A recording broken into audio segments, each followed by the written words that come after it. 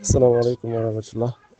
A cikin wannan rahoton wanda Admiral Ahmadi ya yi postin a shafinsa, ya ce wakilin shugaban majalisar tsaro tsawon shekaru muna tsammanin Amurka za su shiga takamaiman wurare ko fiye da shekaru 20 muna yin atisaye na wannan lokacin da dabarun yanki. A gaskiyar lamari shine kasar Iran tana da yaƙinin kasar Amurka da kasar ƙawayenta ba sa da wani lissafi idan ana yaƙi su kashe sifiliyan, ba sa da wani lissafi idan ana yaƙi su tarwatsa kamar bankuna, asibitoci, makarantu, guraren da al'ummatai suke amfana. Ba sa da wani muradi irin su durƙusar da ƙasa lokaci guda. Wannan shine lissafinsu. Amma akwai wani calculation da nake so mu shiga tunanin Iran mu iya fahimtar waɗannan abubuwa. Iran ta san da wannan gwadaban, ta san da cewar duniya za ta juya mata baya, ta san da cewa mafiya majoritin jagororin duniya za a haɗa a yaƙe ta, ta san da cewar za ta fuskanci ƙalubale na kashe-kashe. Tun shekaru aro da suka wuce ta lissafa wannan, ta san da shi. Da haka ta samarwa da kanta sauƙi da rangwame wanda idan wani abin ya zo ko da kaso 100 ya zo mata, to in aka yi sa'a a yi maganin kaso 70 kaso 30 da zai same ta. Misali, ta san da cewar duk yadda za a yi a samu bayanan sirri na yadda za a rusa makamanta za a yi domin za a turo ilikin asiri bila adadin cikin ƙasarta. Da haka ta fito da strategy ɗin da ba za su iya ganewa ba. Har yau tun da aka fara yaƙin nan ba su iya kai hari inda hedikwata ta alburushi na Iran yake ba. Ta san da wannan. Abu na biyu, ta san da cewa za a rusa tashoshinta na wutar lantarki da kuma mai da take da su. Ta san da cewa asibitittuka za a kai hari. Shi yasa a wancan yakin kwana 12 bayan kammala yakin ta buɗe asibitittuka officially na plasma technology wanda location ɗinsa har yanzu ba a tabbatar da inda location ɗin waɗannan asibitittukan suke ba, amma ta buɗe su. Kuma plasma technology ɗin nan dakta ya yi karatu na musamman. Jama'a mu nemi wannan karatun mu ƙara saurara. Za mu ji karatun plasma technology da Iran ta ƙaddamar da shi wanda dakta ya yi karatu na musamman a kansa.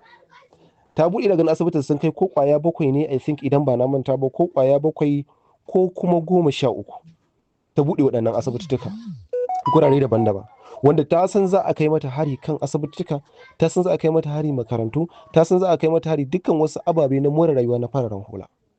Don haka duk irin wannan strategy shine take haskawa Amurka cewa tsawon shekaru muna tsammanin Amurkawa za su shiga takamaiman wurare. Irin waɗannan wuraren na fararen hula mun sani za su yi. Da haka duk sun shirya waɗannan, sun tsara dukkan wannan guraba.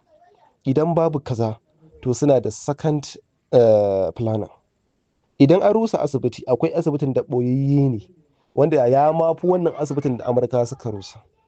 Idan sun lalata wutar lantarki, akwai wani second planning da mutanen ƙasar Iran za su yi amfani da shi. Idan sun kai hari oil refinery ko kuma wani port ko kuma wani akwai guraren da Iraniyawa za su yi amfani domin kada rayuwa ta musu tsanani. Iran duk ta shirya wannan, duk ta tsara waɗannan. Shi yasa a koda yaushe muke ƙara faɗa, al-muslima, in ji Malam MD, al-muslima ta shirya duk wani mataki da kake tunani da wanda ma baka tunani ba. Shi yasa a kwanaki wani kwamanda ya ce musu muna da makaman da idan muka harba ko da kowace ƙasa a duniya za ta rufe mana sararin samaniya. Muna da makaman da sai ya bar wannan duniyar da muke ciki kuma zai ɗauko target ɗinsa zai zo ƙasar da muka harba shi. Wannan kaɗai ya ishe mu ishara, ya ishe mu gane wace ce Iran, me ake nufi da ita kanta Iran ɗin ma, wani irin mutane ne. Kuma yana da kyau mu ƙara nazartar wani irin mutane ne mutanen Iran. Mutane ne na amutu, mutane ne waɗanda suke da ƙarfin ruhi, ruhaniya, mutane waɗanda suke da naci da dagiya da juriya, ba malalata ba ne. Mu fara kallon yadda suke rayuwarsu, yadda suke rayuwarsu a cikin al'umma, mu dinga kallon wannan rayuwar. Lasamun ɗan ƙasar Iran ya ce a lokacin da aka kashe mana 'yan uwa, a lokacin muke ƙara jin ƙaimin sadaukar da ruhinmu, a lokacin muke ƙara jin ƙaimin taimakon ruhinmu. Ya za a yi mu taimaki junanmu? Lokacin faɗa ake shi, a lokacin wannan haɓasa ɗin take ƙara fitowa a ransu. To wai waɗanda suke jin waɗannan abin a ransu, to su kake tunanin zaka karar, su kake tunanin zaka yi nasara a kansu. Kuma Allah dai ba mu shi lafiya kar. Jama'a kuna ganin gaskiya tana ta fitowa a hankula. Wannan jaridar Artich, wannan jaridu ne guda biyu gashi nan Global Eyes News suka yi postin din irin waɗannan labaran, inda Yarima na Saudiya ya amince da barin sojojin Amurka su yi amfani da sansanin sojin sama na Kimfahat su kai wa Iran hari. Jaridu gashi nan sun yi postin, abin ya yi surrounding all over the world, saboda jaridu ne, duniya kuma tana gani. Gaskiya al'amari, idan har yanzu kana ganin Larabawa wannan su ne suturarka, har yanzu baka canza ba, to ni kan dai ba zan ma mummunan fata ba, amma magana gaskiya baka cikin waɗanda Allah ya so ya haskaka da me yake cewa da shirya. Gaskiya in har yanzu baka gane ainihin abin da ke fitowa ba, domin yanzu duk wata siffa da zaka fahimci gaskiya ta gama fitowa, duk wata natija da zaka gane me ainihin gaskiya a wannan yakin da yake faruwa, in dai har kana bibiyar kafafen sada zumunta daban-daban, ko da baka bibiyar Nurul Haq, ta gama fitowa. Me kake nema, me kake so, me kake so ka ji ka ga yadda da shi, komai ya fito. Saudiya an yaƙi Falastin da ita, Saudiya an yaƙi Sudan da ita, Saudiya an yaƙi Najeriya da ita, Saudiya an tarwatsa addinin musulunci, an raba musulmai da ita. To me kake so ka gani? Kuma komai ya fito. Ba wani abu kwaya ɗaya da ta taɓa musawa cewa ba ita ta aikata ba, domin ta san akwai ƙwararan hujjoji. To kai me kake jira? Me kake jira tukunna ka yarda da shi ya ɗan uwa? Mai magana da rundunar Katimul Anbiya ne, Allah ya ƙara musu yarda da aminci, ya ce Iran tana da iko da yankin tekun Fasha da kuma yankin ruwan Oman sosai, tana kulawa da mashigar Hormuz da kuma ƙwarewa da iko. Da wannan matakin iko babu buƙatar sanya nakiyoyi, ma'ana akwai wasu ababe na fashewa da za a sassa a wayar ruwa, a'a za a kiyaye tsaro da kowace hanya da kuma ta dace. Dakarun sojin tare da haɗin gwiwar abokanan hulɗa na yanki za su kare tekun Fasha daga barazanar Amurka da Isra'ila da kuma kasashen waje da ba su da iko na tsoma baki a. Abin da ke da akwai shine ita kanta kasar Oman akwai kyakkyawar alaƙa ta yarjejeniyar tsaro da ita da Iran. Don haka akwai wasu yankuna da Iran a gashi ɗaya Oman ne kun san tana da iyaka da ita tekun Hormuz din, da ita da kasar Saudiya suna da iyaka da tekun Hormuz, suna da iyaka da wannan, kuma sannan Oman ta wata fuskar ta kalli Indian Ocean, kuma tana da iyaka da kasar Yemen. Da haka kasa ɗaya ce tsakaninta da Babul Manda, inda yan Huti suka tare. Da haka ya kasance wani waje ne strategy wanda Iran ke amfani da shi wajen gano abubuwan da suke nesa da kuma suke kusa, da hanyar na'urorinta, hanyar rada ɗinta da ta kakkafa waɗanda na sirri ne wanda duniya ba ta san da su ba. Sannan daɗin daɗawa akwai wata ƙasa guda ɗaya wadda Iran ba ta fara bayyanar da ita a duniya ba sai a wannan lokacin, shine ƙasar Sri Lanka. Akwai kyakkyawar alaƙa tsakanin Iran da ƙasar Sri Lanka, matuƙar kyakkyawar alaƙa, don har ta kai ta kawo da Iran na fitowa tana yaban wannan ƙasar ta Sri Lanka ɗin. To kuma ƙasar Sri Lanka tana cikin yankin Indian Ocean, tsakaninta da wannan Diakokakiya ɗin ba nisa sosai. Da haka wannan Iran gaba ɗaya wannan location ɗin wajen gaba ɗaya yana hannun ikonta, babu wata ƙasa da ta kutsa wannan wajen. Wallahi Iran bata ganta, babu ita wallahi a duniya, babu ita duk ƙwarewarta. Da haka ta yi ɓoye, ta ajiye dakaru na musamman duka a wannan yankin, babu wani waje da zai gifta ba tare da Iran ta gani ba. Idan an ce Babul Manda ne, akwai 'yan Huti a wajen wanda yanzu na ga sun fara kaddamar da hare-hare akan jiragen Amurka. Damar lokaci ne suke bukata, wanda kuma Iran ta nuna wa duniya wani misali inda ta kai Diakokakiya ta kai hari wanda ya kai kilomita 4,000 tsakaninsu da birnin Tehran.